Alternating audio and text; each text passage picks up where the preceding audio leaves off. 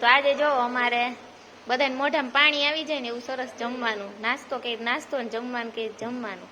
નાનવીનુભાઈ જો પાણીપુરી છે, પૂરી કરી નાખી રેડી, મીઠું પાણી છે, લસણનું પાણી છે, અને આમાં છે ફુદીનાનું પાણી. અને આ પૂરી, હજી પૂરી આટલી નથી, ઘણી બધી છે.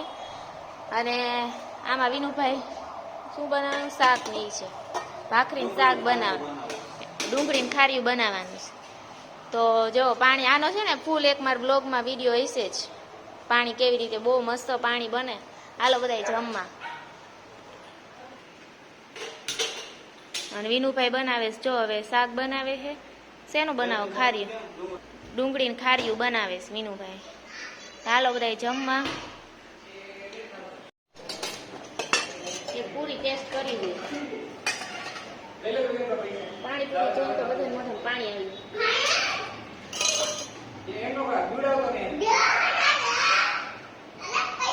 મસ્ત પાણીપુરી બની. ચાલો બધા જમવા, થોડું પાણી આવી જાય. વિનુભાઈ તમારે ચાખવી,